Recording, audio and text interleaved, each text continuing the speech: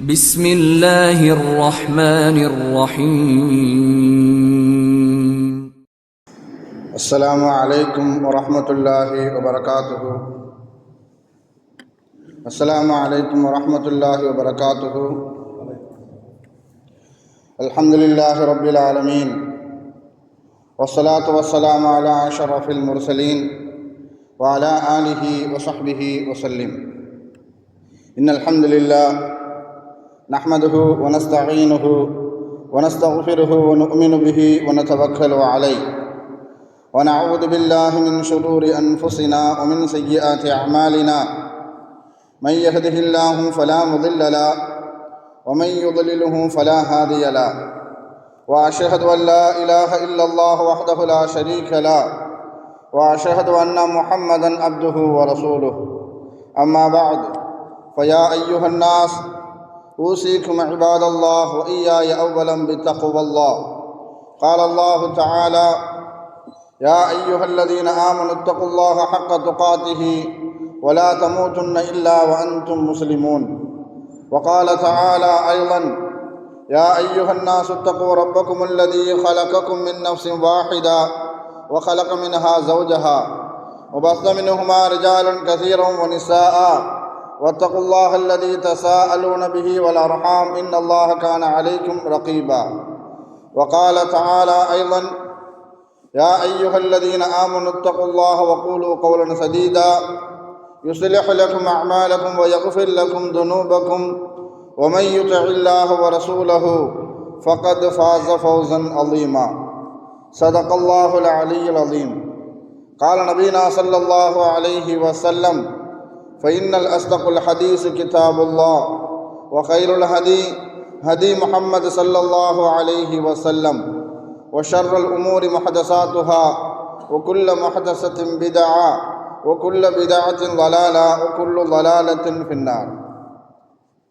வார்த்தைகளில் சிறந்தது அல்லாஹுடைய வார்த்தை என்றும், வழிகாட்டுதலில் சிறந்தது நபிகள் நாயகம் ஸல்லல்லாஹு அலைஹி வஸல்லம் அவர்களுடைய வழிகாட்டுதல் என்றும், காரியங்களில் மிக மிக கெட்டது மார்க்கத்தில் புதுமையை உண்டாக்குவது, ஒவ்வொரு புதுமையான காரியமும் வழிகேடுகள் அனைத்தும் உங்களை நரகில் கொண்டு போய் சேர்க்கும் என்று நமது நபி ஸல்லல்லாஹு அலைஹி வஸல்லம் அவர்கள் தங்களுடைய ஒவ்வொரு சொற்பொழிவிலும் இந்த மனித சமுதாயத்திற்கு ஞாபகப்படுத்தியதை இந்த நல்ல சந்தர்ப்பத்தில் இங்கு ஒன்று கூடியிருக்கின்ற உங்களுடைய சிந்தனையிலும் ஆரம்பமாக இந்த நபிமொழியை ஞாபகப்படுத்தி எனது உரையை ஆரம்பம் செய்கிறேன். அல்ஹம்துலில்லாஹ். கண்ணியமானவர்களே, அல்லாஹ் நல்லடியார்களே, அல்லாஹு தாலா தன்னுடைய ஏகத்துவ கலிமாவை எத்தி வைப்பதற்காக வேண்டி இந்த உலகத்தில் எண்ணற்ற நபிமார்களையும் ரசூல்மார்களையும் அனுப்பி வைத்தான். அவர்கள் அனைவர்களுமே அல்லாஹுடைய கட்டளையின்படி அவரவர்களுக்கு அனுப்பப்பட்ட சமுதாய மக்களிடத்தில் அல்லாஹுடைய ஏகத்துவ கலிமாவை எத்தி வைத்தார்கள். அத்தனை நபிமார்கள் மீதும் ரசூல்மார்களின் மீதும் இறுதியாக வந்த நமது நபி ஸல்லல்லாஹு அலைஹி வஸல்லம் அவர்களின் மீதும் அவர்களுக்கு இறங்கிய இறை செய்தியை கண்ணால் கண்டும் காதால் கேட்டும் அப்படியே ஈமான் கொண்ட உத்தம சத்திய சஹாபாக்கள் சஹாபி பெண்மணிகளின் மீதும் அவர்களுக்கு பின் வந்த தாபீன்கள் தபா தாபீன்கள் இமாம்கள் நல்லோர்களின் மீதும் குறிப்பாக இந்த ஜும்மாவில் அல்லாஹுவை பற்றியும் அவனுடைய தூதர் முஹம்மது நபி ஸல்லல்லாஹு அலைஹி வஸல்லம் அவர்களின் மீதும் அவர்களுக்கு இறங்கிய இறை செய்தியை கண்ணால் கண்டும் காதால் கேட்டும் அப்படியே ஈமான் கொண்ட உத்தம சத்திய சஹாபாக்கள் சஹாபி பெண்மணிகளின் மீதும் அவர்களுக்கு பின் வந்த தாபீன்கள் தபா தாபீன்கள் இமாம்கள் நல்லோர்களின் மீதும் குறிப்பாக இந்த ஜும்மாவில் அல்லாஹுவை பற்றியும் அவனுடைய தூதர் முஹம்மது நபி ஸல்லல்லாஹு அலைஹி வஸல்லம் அவர்களை பற்றியும் தெரிந்து கொள்வதற்காக வேண்டி இங்கு ஒன்று கூறியிருக்கின்ற உங்கள் மீதும் என் மீதும் உங்களது குடும்பத்தாரின் மீதும் எனது குடும்பத்தாரின் மீதும் அல்லாஹுடைய சாந்தியும் சமாதானமும் பெரு பொருத்தமும் மன்னிப்பும் இன்றும் என்றென்றும் உண்டாவதாக என்று கூறி எனது உரையை ஆரம்பம் செய்கிறேன். அல்ஹம்துலில்லாஹ். கண்ணியமானவர்களே, அல்லாஹ் நல்லடியார்களே, நாம் எல்லாம் ஒரு மகத்தான மாதத்தை நெருங்கி கொண்டிருக்கின்றோம். இன்ஷா அல்லாஹ் வரக்கூடிய ஜும்மாவை கழித்து அடுத்த ஜும்மா நாம் ரமலானை சந்திக்கலாம். அல்லாஹு தஆலா அந்த தௌஃபீக்கை நமக்கெல்லாம் தந்தருள் புரிவானாக. கண்ணியமானவர்களே, அல்லாஹ் நல்லடியார்களே,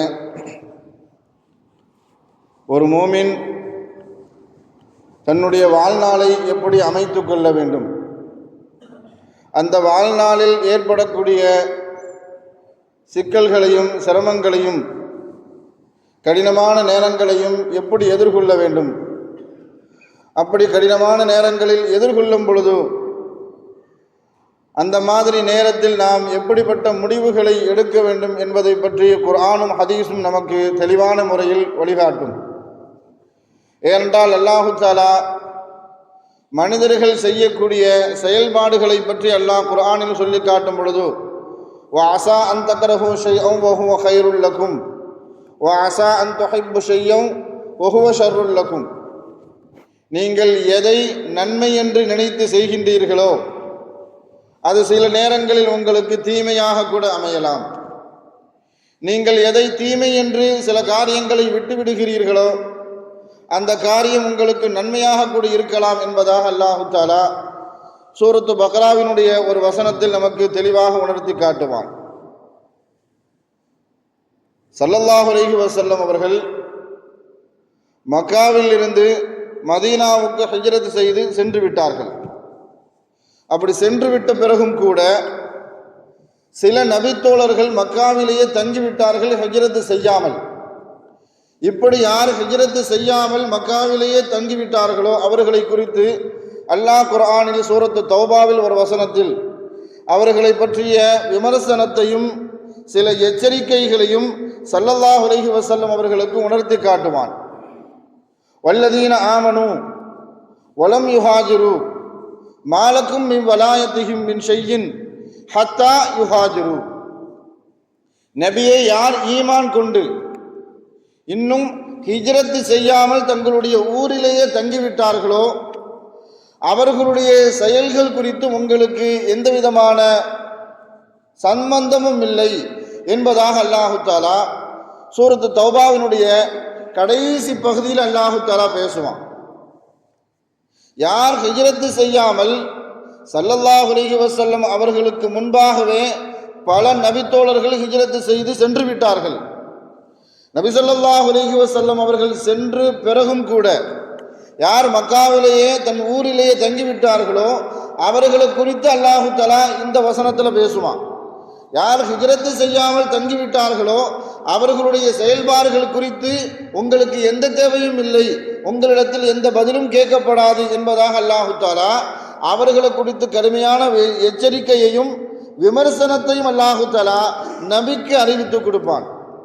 இப்படி யார் ஹிஜ்ரத் செய்யாமல் மக்காவிலேயே தங்கிவிட்டார்களோ அப்படிப்பட்ட சில நபித்தோழர்கள் தன்னிலை குறித்து காரணமும் கூறினார்கள். நான் ஏன் ஹிஜ்ரத் செஞ்சு வரல என்பது குறித்து அவர்கள் காரணமும் கூறினார்கள். ஏன்னா நபிமார்களுக்கு ஹிஜ்ரத் என்பது ஸல்லல்லாஹு அலைஹி வஸல்லம் அவர்கள் உட்பட சில நபிமார்கள் ஹிஜ்ரத் அவர்களுக்கு கடமையாக்கப்பட்டது மாத்திரமல்ல, அதனுடைய நன்மை என்பது அல்லாஹ்விடத்தில் மாத்திரமே இருக்கிறது.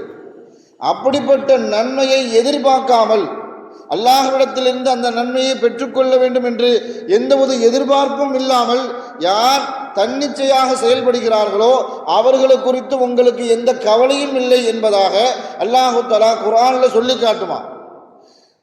அந்த ஹிஜ்ரத் செய்யாமல் இருந்த அந்த நபித்தோழர்கள் ஸல்லல்லாஹு அலைஹி வஸல்லம் அவர்களிடத்தில் காரணம் சொன்னாங்க.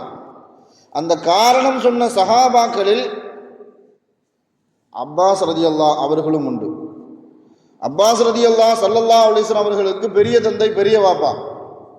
அவர் காரணம் சொன்னார். நான் ஏன் ஹிஜ்ரத் செஞ்சு வரல, நீங்கள் எல்லாரும் போனதுக்கு அப்புறம் நான் ஏன் மக்காவிலேயே இருக்கிறேன் என்பதாக அவர் சொல்லி காட்டும் பொழுது, மக்காவிலேயே எங்கள் குடும்பம் குறைஷி குடும்பம் பெரிய குடும்பம் மாத்திரமல்ல, மனிதர்களுக்கு மத்தியில் மதிப்பும் செல்வாக்கும் மிகப்பெரிய அளவுக்கு கண்ணியமான குடும்பம் எங்களுடைய குடும்பம். அந்த குடும்பத்தை சார்ந்தவன் தான் நானும். எனக்கு மக்காவில் கொடுக்கப்பட்ட பொறுப்பு என்ன பொறுப்புன்னு சொன்னால், யார் உம்ராவுக்காக வேண்டியும் ஹஜ்ஜுக்காக வேண்டியும் வருவார்களோ அப்படிப்பட்ட ஹாஜிகளுக்கு ஜம்சம் தண்ணீரை எடுத்து கொடுக்கக்கூடிய பொறுப்பு எனக்கானது என்பதாக அப்பாஸ் ரலியல்லாஹு தன்னிலை விளக்கம் கொடுத்தார்கள். அது மாத்திரமல்ல, இதற்கு முன்பாக இந்த பொறுப்பு என்னுடைய தந்தை அப்துல் முத்தலிப் அவர்களிடம் இருந்தது. ஹாஜிகளுக்கு ஜம்சம் தண்ணீரை எடுத்து கொடுக்கக்கூடிய பொறுப்பு என்னுடைய தந்தை அப்துல் முத்தலிப் அவர்களிடம் இருந்தது. அவர்களுடைய மறைவுக்கு பின்னால் அந்த பொறுப்பு என்னிடத்தில் வந்துவிட்டது. அந்த பொறுப்பை உதாசீனப்படுத்திவிட்டு நான் ஹிஜ்ரத் செய்வதற்கு விரும்பவில்லை என்பதாக. அது மாத்திரமல்ல, இந்த பொறுப்பை நான் விட்டு வந்துவிட்டால் அந்த பொறுப்பு மற்றவரிடம் சென்றுவிடும். இந்த பொறுப்பு சமூகத்தில் எப்படிப்பட்ட பொறுப்பாக பார்க்கப்பட்டது என்பதாக அப்பாஸ் ரலியல்லாஹு அவர்கள் ஸல்லல்லாஹு அலைஹி வஸல்லம் அவர்களிடத்தில் சொல்லி காட்டிய பொழுது, இந்த பொறுப்பின் காரணமாக சமூகத்தில் மனிதர்களெல்லாம் நம்மை நலம் விரும்பிகளாக மாத்திரமல்ல, கண்ணியமான மனிதர், செல்வாக்குமிக்க மனிதர் என்பதாக சமூகத்துக்கு மத்தியில் என்னை பற்றி பேசப்பட்டது. அதையெல்லாம் இழந்துவிட்டு நான் ஹிஜ்ரத் செய்வதற்கு என் மனம் இடம் கொடுக்கவில்லை என்பதாக தன்னிலை விளக்கம் கொடுத்தார் அப்பாஸ் ரலியல்லாஹு. யார் ஹிஜ்ரத் செய்யாமல் மக்காவிலே தங்கிவிட்டார்களோ அவர்களை குறித்து அல்லாஹ் குர்ஆனில் பல இடங்களில் குறிப்பாக சூரத்து தௌபால பேசுவான். இப்படி இவர் தன்னிலை விளக்கம் சொன்னதற்கு பிறகு அல்லாஹ் குர்ஆனில் இன்னொரு இடத்துல சொல்லி காட்டுவான், அஜஅல்தும் சிகாயத்தல் ஹாஜி வ இமாரத்தல் மஸ்ஜிதில் ஹராம். மஸ்ஜிதுல் ஹராம் என்று சொல்லக்கூடிய அந்த புனித பள்ளிவாசலுக்கு நீங்கள் நிர்வாகியாக இருப்பது, அதை நிர்வாகம் செய்வதையும், அங்கு வரக்கூடிய ஹாஜிகளுக்கு ஜம்சம் தண்ணீரை புகவிட்டுவதையும் நீங்கள் எப்படி எண்ணிக்கொண்டீர்கள் என்பதாக அல்லாஹு தஆலா கேள்வி கேட்பான். அதுக்கு அதை எதற்கு சமமாக நீங்கள் எண்ணிக்கொண்டீர்கள்? கமன் ஆமன பில்லாஹி வல் யௌமில் ஆகிரி வ ஜாஹத ஃபீ சபீலில்லாஹ்.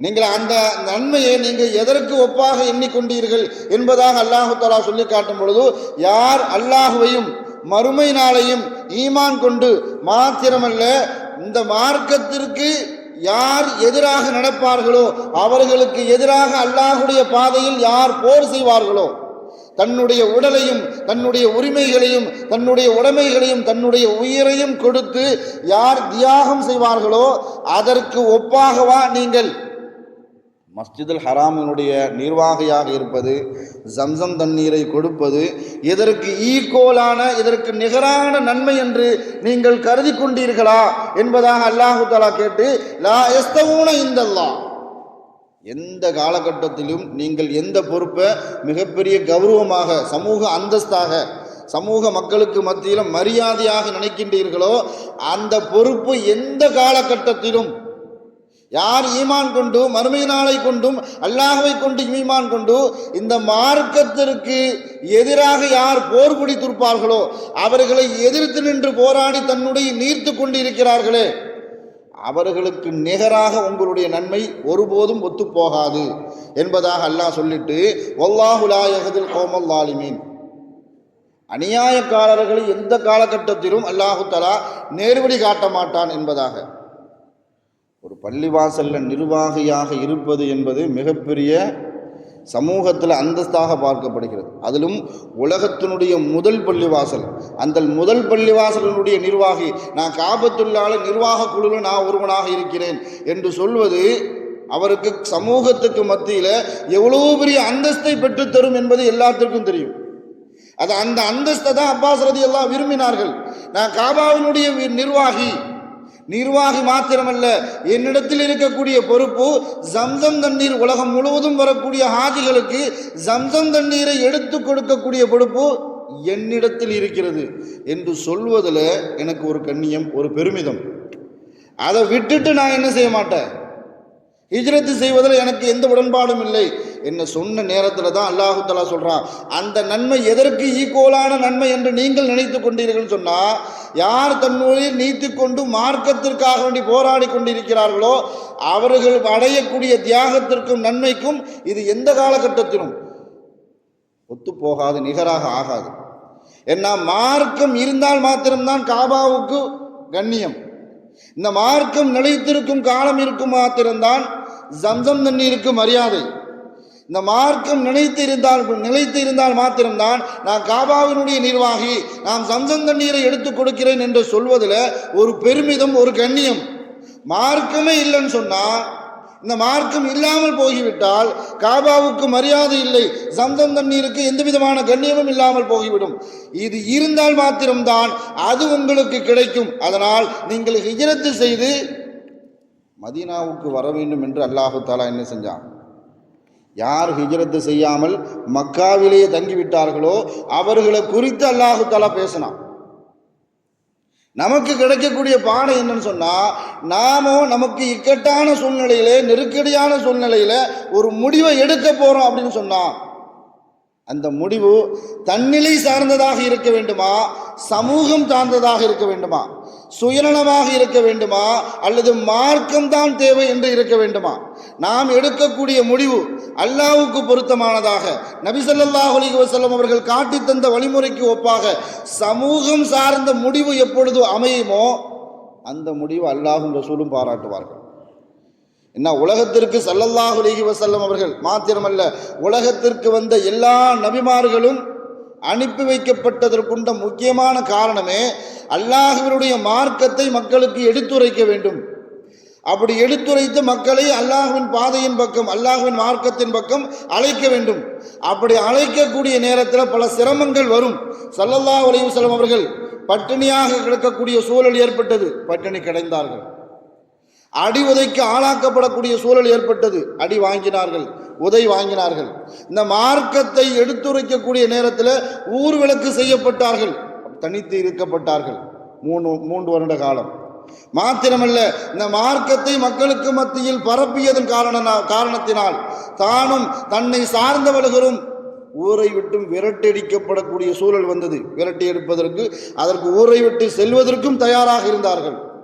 இன்னும் சொல்ல போனால், இந்த மார்க்கத்தை எடுத்துரைப்பதன் காரணத்தினால் அந்த நேரத்தில் ஸல்லல்லாஹு அலைஹி வஸல்லம் அவர்களையும் அவர்கள் சார்ந்த நபித்தோழர்களையும் அடித்தார்கள், உதைத்தார்கள்.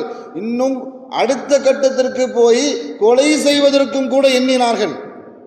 அவர்களெல்லாம் மார்க்கத்தை ஏற்றுக்கொள்ள வேண்டும் என்று ஒரு சூழல் வரக்கூடிய நேரத்தில் மன்னிப்பு வழங்கக்கூடிய சூழலும் ஏற்பட்டது. மன்னிக்கவும் செய்தார்கள் ஸல்லல்லாஹு அலைஹி வஸல்லம் அவர்கள். ஒரு சந்தர்ப்பத்தில் 3 பேர் சேர்ந்து ஒரே காலகட்டத்தில் ஒரே நேரத்தில் இஸ்லாத்தை ஏற்றுக்கொள்வதற்காக வேண்டி வருகிறார்கள். அந்த 3 மனிதர்கள் யாருன்னு சொன்னா, முதல் மனிதர் உஸ்மான் இப்னு தல்ஹா ரலியல்லாஹ், இரண்டாவது காலித் இப்னு வலீத் ரலியல்லாஹ், மூணாவது அம்ர் இப்னு ஆஸ் ரலியல்லாஹ். இந்த 3 பேரும் ஒரே காலகட்டத்தில் ஒரே நேரத்தில் இஸ்லாத்தை ஏற்றுக்கொள்வதற்காக வேண்டி ஸல்லல்லாஹு அலைஹி வஸல்லம் அவர்கள் சொன்ன வார்த்தை எப்படிப்பட்ட வார்த்தைன்னு சொன்னால், மக்கா தன்னுடைய ஈரக்குலையை தந்திருக்கிறது என்பதாக.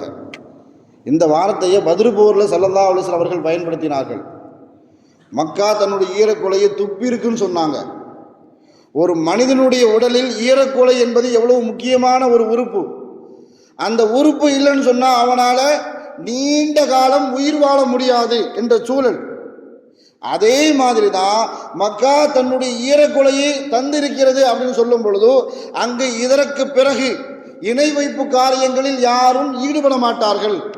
அதை எடுத்து செல்வதற்கு தகுதியான ஆட்கள் மக்காவில் இல்லை என்பதை உணர்த்துவதற்காக வேண்டி இந்த வார்த்தையை ஸல்லல்லாஹு அலைஹி வஸல்லம் அவர்கள் பயன்படுத்தினார்கள்.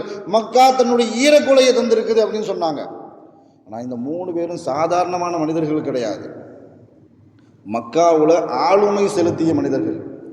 உஸ்மான் இப்னு தல்ஹா ரலியல்லாஹ் இஸ்லாத்தை ஏற்றுக்கொள்வதற்கு முன்பாக ஸல்லல்லாஹு அலைஹி வஸல்லம் அவர்கள் மக்காவிலிருந்து மதீனாவுக்கு வரக்கூடிய கடைசி நேரத்தில் காபால போய் நான் 2 ரக்காத்து தொழுதுக்கிறேன் என்பதாக காபாவினுடைய சாவியை கேட்ட நேரத்தில் அந்த சாவி உஸ்மான் இப்னு தல்ஹா அவர்களிடத்தில் இருந்தது. அந்த பொறுப்பு கொடுப்பதற்கு மறுத்து விட்டார்கள் உஸ்மான் இப்னு தல்ஹா. அப்போ சொன்னாங்க ஸல்லல்லாஹு அலைஹி வஸல்லம் அவர்கள் ஹிஜ்ரத் செய்வதற்கு முன்பாக, உஸ்மான், ஒரு காலம் வரும், அந்த காலகட்டத்தில் நீ எந்த இடத்துல நிற்கிறையோ அந்த இடத்துல நான் நிற்பேன், உன்னுடைய தகுதியில் நான் நிற்பேன் அப்படின்னு சொன்னாங்க. இப்பொழுது எனக்கு சாவி தருவதற்கு நீ மறுக்கின்றாய், நான் அந்த காலகட்டத்தில் நான் அப்படி செய்ய மாட்டேன் வாக்குறுதி கொடுத்தார்கள் ஸல்லல்லாஹு அலைஹி வஸல்லம் அவர்கள். அப்படிப்பட்ட செயலுக்கு சொந்தக்காரர் உஸ்மான் இப்னு தல்ஹா. காலித் இப்னு வலீத் சாதாரணமான மனிதர் அல்ல. இஸ்லாத்திற்கு முன்பும் சரி, இஸ்லாத்திற்கு பின்பும் சரி, ஒரு படையை வழிநடத்தி செல்வதிலும் போர் தந்திரங்களும் போர் நுட்பங்களிலும் கை தேர்ந்தவர்கள் காலித் இப்னு வலீத் ரலியல்லாஹ். அப்படிப்பட்ட ஒரு மனிதர் இஸ்லாத்தை ஏற்றுக்கொள்வதற்காக வேண்டி வந்திருக்கிறார். இன்னும் சொல்ல போனா பதுர், உஹது, கந்தக், ஹுதைஃபியா போன்ற எல்லா நிகழ்வுகளிலும் எல்லா போராட்டங்களிலும் போர்களிலும் இஸ்லாத்திற்கு எதிராக செயல்பட்டவர் காலித் பின் வலீத் ரலியல்லாஹு. உஹது போர்ல 70 சஹாபாக்கள் கொல்லப்படுவதற்கு காரணமாக இருந்தவர்கள் காலித் பின் வலீத் ரலியல்லாஹு. முஸாப் ரலியல்லாஹு, ஹம்ஸா ரலியல்லாஹு போன்ற வீரர்கள் எல்லாம் உஹது போரில் படுகொலை செய்யப்படுவதற்கு மிகப்பெரிய காரணகர்த்தா சூத்திரதாதி காலித் பின் வலீத் ரலியல்லாஹு. ஸல்லல்லாஹு அலைஹி வஸல்லம் அவர்கள் பற்கள் உடைக்கப்படுவதற்கும் தலையில் காயம் ஏற்படுவதற்கும் மிகப்பெரிய சூத்திரதாதி காலித் பின் வலீத் ரலியல்லாஹு. அப்படிப்பட்ட மனிதர் இஸ்லாத்தை ஏற்றுக்கொள்வதற்காக வேண்டி வந்திருக்கிறார்கள். இவரை மன்னிச்சு இஸ்லாத்தை ஏற்றுக்கணும், ஒத்துக்கணும். அந்த மாதிரி ஒரு சூழல். அபூபக்கர் ஆஸ் ரலியல்லாஹு சாதாரணமான மனிதர் அல்ல, நாவுதிறன் படைத்தவர்கள், பேச்சாற்றல் படைத்தவர்கள். ஒரு ஆள்கிட்ட போய் ஒரு 5 நிமிஷம் ஒரு சப்ஜெக்டை கொடுத்து பேச சொன்னால் கடினமான சப்ஜெக்டை கூட எளிமையான முறையில் விளக்கி தரக்கூடிய ஆற்றல் அல்லாஹு தஆலா அம்ர் ஆஸ் ரலியல்லாஹு அவர்களுக்கு கொடுத்துருந்தான். ஏசியில் உட்கார்றதுனால நிறைய பேருக்கு தூக்கம் வருதுன்னு நினைக்கிறேன்னா கொஞ்சம் கவனமாக பாருங்கள். இன்ஷா அல்லாஹ். அல்ஹம்துலில்லாஹ் பள்ளியாசில் ஏசி போட்டுருக்குறாங்க, மக்களுக்காக வேண்டி தான். கொஞ்சம் இப்போ பயானம் கொஞ்சம் கவனமாக கேட்டால் நல்லதாக இருக்கும்னு நினைக்கிறேன். சரி, ஹைர். அம்ர் இப்னு ஆஸ் ரலியல்லாஹு இப்படிப்பட்ட பேச்சாற்றலுக்கும் நாவாற்றலுக்கும் சொந்தக்காரர்கள். அவர்களும் இஸ்லாத்தை ஏற்றுக்கொள்வதற்காக வேண்டி வந்திருக்கிறாங்க. இந்த சூழல்ல இவர்களுடைய திறமையை ஏற்றுக்கொண்டு இதை இஸ்லாத்திற்கு சாதகமாக பயன்படுத்த வேண்டும். ஆனால் ஸல்லல்லாஹு அலைஹி வஸல்லம் அவர்கள் இந்த 3 சஹாபாக்களும் 3 நபித்தோழர்களும் இஸ்லாத்தை ஏற்றுக்கொள்ள வரக்கூடிய சமயத்தில் தன்னிலையாக யோசிக்கல, பொதுநலமாக அல்லாஹ்வுக்காக வேண்டி யோசித்தார்கள். உஸ்மான், எனக்கு நீ சாவி தரல, அதனால உன்னை நான் மன்னிக்க மாட்டேன், உனக்கு இஸ்லாத்தில் எந்த இடமும் இல்லை அப்படின்னு ஒதுக்கி தள்ளல. உஸ்மான் ரலியல்லாஹு, உஸ்மான் இப்னு தல்ஹா ரலியல்லாஹு அவர்களுக்கு எந்த ஆற்றல் இருந்ததோ அதை இஸ்லாத்திற்காக வேண்டி ஸல்லல்லாஹு அலைஹி வஸல்லம் அவர்கள் பயன்படுத்தினார்கள். காலித் ரலியல்லாஹு பத்ர், உஹது, கந்தக், ஹுதைஃபியா போன்ற எல்லா போர்களிலும் இஸ்லாத்திற்கு எதிராக செயல்பட்டவர்கள். உஹதுல முஸ்லிம்களுக்கு மிகப்பெரிய சேதாரம் ஏற்படுவதற்கு மிகப்பெரிய காரணகர்த்தாவாக இருந்தார்கள். எனக்கும் கூட சேதத்தை ஏற்படுத்தி இருக்கிற முஸாப் ஒன்னால இறந்து போயிட்டாரு, ஹம்ஸா ரலியல்லாஹு கொடூரமாக கொல்லப்பட்டார். அதையெல்லாம் அன்றைய தினத்தில் என்ன செய்யல, தன்னிலையாக சுயநலமாக யோசிக்கல ஸல்லல்லாஹு அலைஹி வஸல்லம் அவர்கள். பொதுநலமாக யோசித்து அல்லாஹ்வுக்காக வேண்டி மன்னித்தார்கள். மாத்திரமல்ல, அந்த மன்னிப்பு அவர்களை எந்த இடத்திற்கு கொண்டு போச்சுன்னு சொன்னால், அதன் பிறகு இஸ்லாத்தில் நடந்த எல்லா போர்களிலும் தளபதியாக இருந்து இவர்களின் மூலமாக அல்லாஹு தஆலா பல வெற்றிகளை அல்லாஹு தஆலா இஸ்லாத்திற்கு சமர்ப்பிக்க வைத்தான். அம்ர் இப்னு ஆஸ் ரலியல்லாஹு மிகப்பெரிய பேச்சாற்றல் படைத்தவர்கள். இவர்களுடைய பேச்சின் காரணமாக போரில் கொண்டு போய் யாராவது சோர்ந்து உட்கார்ந்து இருக்கிறாங்க, அவர்களிடத்தில் போய் உற்சாகமாக பேசி அவர்களை உற்சாகமூட்ட சொன்னால் அந்த அளவுக்கு பேச்சாற்றல் மிக்கவர் அம்ர் இப்னு ஆஸ் ரலியல்லாஹு. அவர்களையும் அவர்களுடைய திறமையும் அவர்களுடைய ஆற்றலையும் இஸ்லாத்திற்காக வேண்டி ஸல்லல்லாஹு அலைஹி வஸல்லம் அவர்கள் பயன்படுத்தினார்கள். இவர்களுடைய மன்னிப்பு அம்ர் இப்னு ஆஸ் ரலியல்லாஹு எந்த அளவுக்கு மாத்துச்சு அப்படின்னு சொன்னால், ஸல்லல்லாஹு அலைஹி வஸல்லம் அவர்கள்ட்ட இஸ்லாத்தை ஏற்றுக்க வரும் பொழுது ஒரு கோரிக்கை வைத்தார்கள் அம்ர் இப்னு ஆஸ் ரலியல்லாஹு. யா ரசூலல்லாஹ், எனக்கு ஒரே ஒரு கோரிக்கை தான், நான் இஸ்லாத்திற்கு எதிராக பல சமயங்களில் செயல்பட்டிருக்கிறேன், என்னுடைய பாவங்கள் எல்லாம் மன்னிக்கப்படணும், அதுதான் என்னுடைய கோரிக்கை. அம்ர் இப்னு ஆஸ், உங்களுக்கு தெரியாதா, இஸ்லாத்தை ஏற்றுக்கிட்டா அப்படின்னு சொன்னால் அவர்களுடைய முன்பாவங்கள் எல்லாமே மன்னிக்கப்பட்டு இஸ்லாத்திற்கு வந்த பிறகு அவர்கள் புது மனிதராக மாறிவிடுவார். அவர்களுடைய அக்கௌண்ட் புதுசாக தான் எழுதப்படும். இனிமேல் இஸ்லாத்துக்கு வந்ததுக்கு அப்புறம் நீ என்ன பாவம் செய்ய போறியோ அதுதான் எழுதப்படும். அதற்கு முன்பாக நீ எந்த பாவத்தை செய்தாலும் சரி அது மன்னிக்கப்பட்டு விடும் என்பதாக ஸல்லல்லாஹு அலைஹி வஸல்லம் அவர்கள் சொன்னார்கள். சஹாபாக்களை பார்க்கக்கூடிய தாபீன்கள், ஸல்லல்லாஹு அலைஹி வஸல்லம் அவர்களை பார்க்காத சஹாபாக்களை பார்க்கக்கூடிய மனிதர்கள் தாபீன்கள் சில சஹாபாக்கள்கிட்ட போய் கேட்பாங்களாம், ஸல்லல்லாஹு அலைஹி வஸல்லம் அவர்கள் எப்படி இருப்பார்கள், அவர்களுடைய முகம் எப்படி இருக்கும், அவர்களுடைய தலைமுடி எப்படி இருக்கும், அவர்களுடைய தாடி எப்படி இருக்கும், அவர்களுடைய வாய் எப்படி இருக்கும், அவர்களுடைய உடல் உடம்பு எப்படி இருக்கும், என்ன நிறத்தில் இருப்பார்கள் என்பதையெல்லாம் கேட்டு தெரிந்து கொண்டு குறிப்புகள் எழுதி கொள்வார்கள் தங்களுடைய கற்பனைக்கு தகுந்த மாதிரி. சில சஹாபாக்கள் இப்படி சொல்றாங்களே, எந்த ஒரு விஷயத்தையும் எளிமையாக விளக்கக்கூடிய ஆற்றல் படைத்த அம்ர் இப்னு ஆஸ் ரலியல்லாஹு அவர்கள்ட்ட போய் ஸல்லல்லாஹு அலைஹி வஸல்லம் அவர்களை கேட்டு நாம என்ன செஞ்சுக்கலாம், குறிப்பு எழுதி கொள்ளலாம் என்பதாக சில தாபியன்கள் சஹாபாக்களை பார்த்த சில தாபியன்கள் அம்ர் இப்னு ஆஸ் ரலியல்லாஹு அவர்கள்ட்ட போய் கேட்குறாங்க, ஸல்லல்லாஹு அலைஹி வஸல்லம் அவர்கள் உருவ அமைப்பை எப்படி இருப்பார்கள், அவர்களுடைய தலைமுடி எப்படி இருக்கும், அவர்களுடைய தாடி முடி எப்படி இருக்கும் என்பதாக கேட்ட நேரத்தில் என்னால் சொல்ல முடியாதுன்னு சொல்லிட்டாங்க. என்னால் சொல்ல முடியாது, என்னால் வர்ணிக்க முடியாது. எல்லாரும் ஆச்சரியமாக கேட்டாங்க, உங்களால் சொல்ல முடியாதா? எந்த விஷயத்தையும் எந்த செய்தியும் எளிமையாக விளக்கக்கூடிய ஆற்றலை அல்லாஹு தஆலா உங்களுக்கு தந்திருக்கிறான். நீங்கள் ஸல்லல்லாஹு அலைஹி வஸல்லம் அவர்களை பற்றி சொல்லுங்க, நாங்கள் குறிப்பு எழுதி கொள்கிறோம் என்பதாக கேட்ட நேரத்தில் எப்பொழுது நான் இஸ்லாத்தை ஏற்றுக்கொண்டேனோ அதன் பிறகு ஸல்லல்லாஹு அலைஹி வஸல்லம் அவர்களை ஒரு தடவை கூட நான் நிமிர்ந்து பார்க்கலன்னு சொன்னாங்க. ஒரு தடவை கூட நான் என்ன செய்யல, ஸல்லல்லாஹு அலைஹி வஸல்லம் அவர்களுக்கு முன்னாடி போய் நின்றுட்டேன் அப்படின்னு சொன்னா குனிஞ்ச தலை நிமிர்ந்தது இல்லை. நான் சரிசமமாக ஸல்லல்லாஹு அலைஹி வஸல்லம் அவர்களை நின்று பார்த்ததே இல்லை என்பதாக அம்ர் இப்னு ஆஸ் ரலியல்லாஹு. ஏன் அப்படின்னு கேட்ட நேரத்தில் என்னை மன்னித்தார்கள் எங்களுடைய ரசூல், என்னை மன்னித்தார்கள். அந்த மன்னிப்பு நான் இஸ்லாத்திற்கு வருவதற்கு முன்பாக எவ்வளவோ கெடுதிகளை செய்திருக்கிறேன், அதையெல்லாம் மறந்து என்னை மன்னித்தார்கள் எங்களுடைய ரசூல். அந்த பயம் கலந்த மரியாதை, அவர்களை பார்ப்பதற்கு கடைசி வரைக்கும் நான் தைரியமே பெறவில்லை. மாத்திரமல்ல, நான் அவர்களை பார்க்காததுனால அவர்களை பற்றி என்னால் என்ன செய்ய முடியாது, சொல்லவே முடியாது அப்படின்னு சொன்னாங்க அம்ர் இப்னு ஆஸ் ரலியல்லாஹு.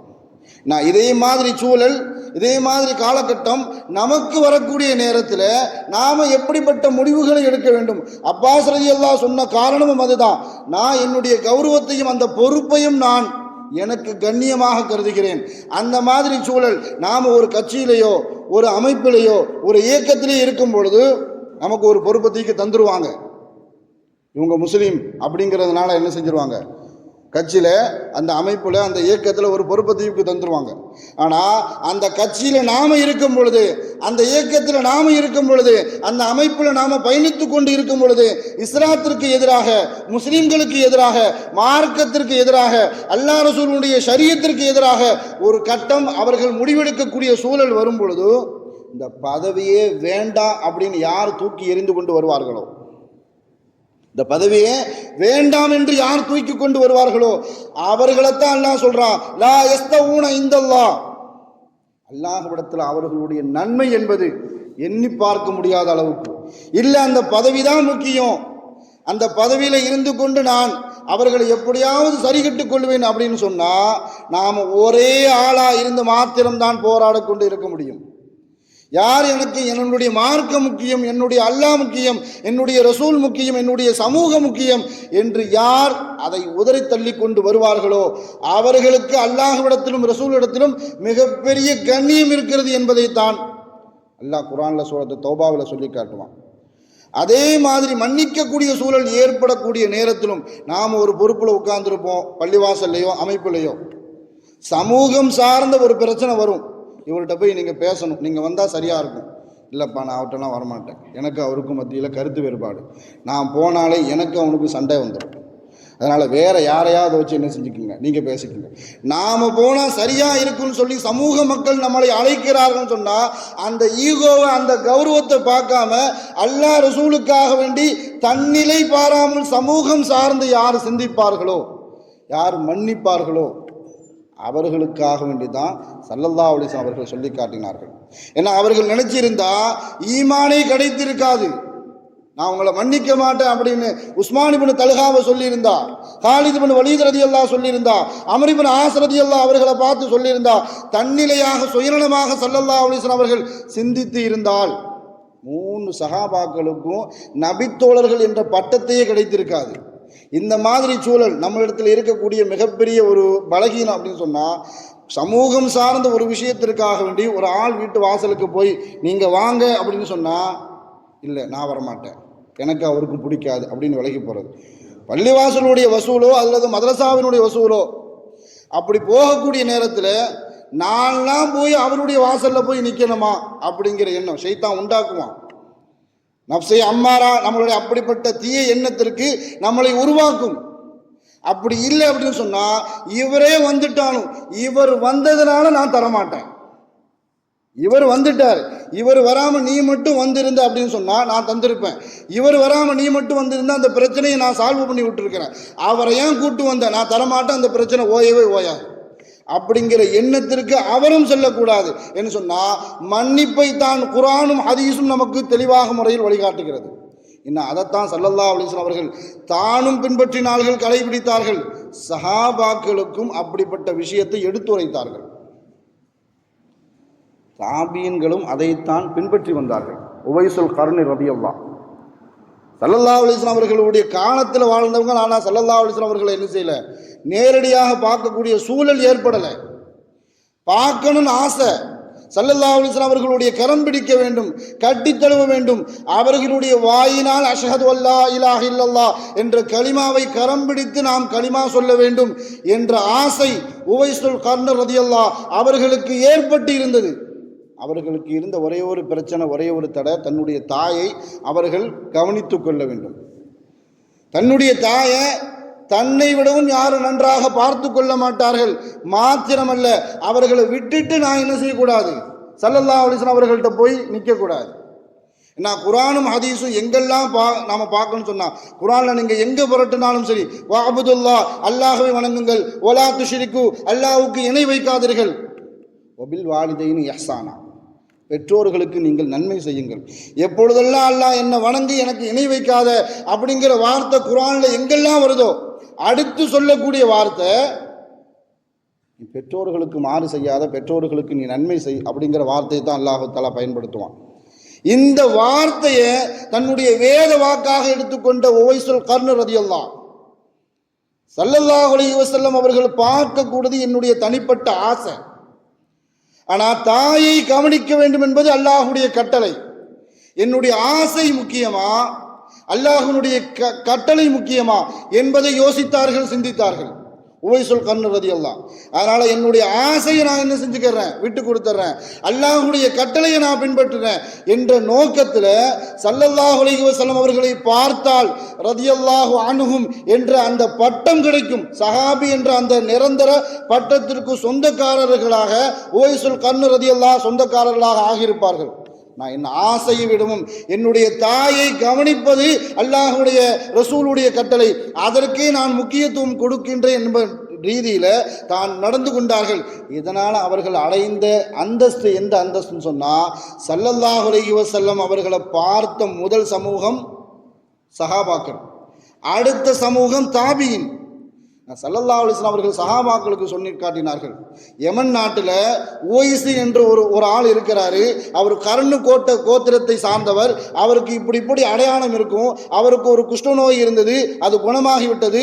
₹1 ஒரு நாணயம் அளவுக்கு மாத்திரம் இன்னும் குணமாக இருக்கிறது. அவர் தன்னுடைய தாயை கவனித்து வருகிறார். அவரை சந்திக்கக்கூடிய சூழல் உங்களுக்கு ஏற்பட்டால் இந்த விஷயத்தை நல்லா கவனிக்கணும். முதல் தலைமுறைக்கு இரண்டாவது தலைமுறையை பற்றி ஸல்லல்லாஹு அலைஹி வஸல்லம் அவர்கள் எடுத்து கூறுகிறார்கள்.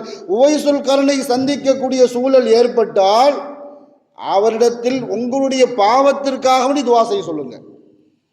முக்கியமாக உமர் ரலியல்லாஹு சொன்னாங்க ஸல்லல்லாஹு அலைஹி வஸல்லம் அவர்கள். சொர்க்கத்தை கொண்டு நன்மாராயம் சொல்லப்பட்ட உமர் ரலியல்லாஹு அவர்களிடத்தில் சொல்றாங்க, முதல் தலைமுறை சஹாபி ரலியல்லாஹு அன்ஹும் என்ற பட்டத்தை பெற்றவர்கள். அவர்களிடத்தில் ஸல்லல்லாஹு அலைஹி வஸல்லம் அவர்கள் சொன்ன வார்த்தை, தாயை கவனித்து கொண்டதின் காரணத்தினால், பெற்றோர்களுக்கு நன்மை செய்ததின் காரணத்தினால் அவர்களை சந்தித்தால் நீங்கள் அவரிடத்தில் உங்களுக்காக வேண்டி, உங்களுடைய பாவத்திற்காக வேண்டி துஆ செய்ய சொல்லுங்கள். இதிலிருந்து நமக்கு என்ன தெரியுது அப்படின்னு சொன்னால், பெற்றோர்களை யார் கவனித்து கொண்டாலும் அவர்களுடைய துஆ நமக்கு வேண்டும். நம்மளுடைய துஆ எந்த காலகட்டத்திலும் அல்லாஹ்வினால் மறுக்கப்படாது. யார் பெற்றோர்களை சரியாக கவனித்துக் கொள்கிறார்களோ, எந்த விஷயத்தை ஸல்லல்லாஹு அலைஹி வஸல்லம் அவர்கள் சூசகமாக சொல்கிறார்கள். நான் சொன்ன 3 விஷயத்திலும் சரி, அப்பாஸ் ரலியல்லாஹு தன்னிலை குறித்து முடிவெடுக்கக்கூடிய நேரத்தில் எந்த முடிவு எடுத்தார்கள், அல்லாஹ் தஆலா அவர்களுக்கு எப்படிப்பட்ட வழியை காட்டினான். ஸல்லல்லாஹு அலைஹி வஸல்லம் அவர்கள் இந்த 3 சஹாபிகள் குறித்து முடிவெடுக்கக்கூடிய நேரத்தில் எப்படி சமூகம் சார்ந்த சிந்தனையை சமூகத்திற்கு தேவையான நிலையில் முடிவெடுத்தார்கள். ஒய்சுல் கர்னு ரதியல்லாஹ் ஸல்லல்லாஹு அலைஹி வஸல்லம் அவர்கள் பார்க்கக்கூடிய நேரத்தில் சந்தர்ப்பம் கிடைத்தும் அதை தனக்காக வேண்டி விட்டு கொடுத்து அல்லாஹ்வுக்காக வேண்டி தன்னுடைய தாயை கவனிக்கக்கூடிய பொறுப்பை எப்படி எடுத்தார்கள். இதே மாதிரி சூழல் நம்மளுடைய வாழ்க்கையில் ஏற்படக்கூடிய நேரத்தில், கடினமான நேரத்தில் நாம் தன்னிலை சார்ந்து முடிவெடுக்க வேண்டுமா அல்லது சமூகம் சார்ந்து, அல்லாஹ் சார்ந்து, நபி சார்ந்து முடிவெடுக்க வேண்டுமா என்பதை உங்களுடைய சிந்தனைக்கு நான் விட்டுவிடுகிறேன்.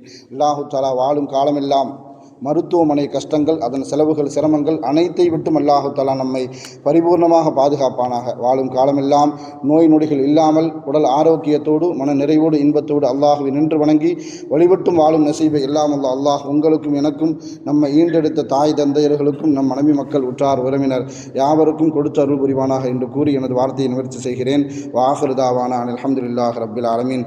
அஸ்ஸலாமு அலைக்கும் வரஹ்மத்துல்லாஹி வபரகாத்துஹு.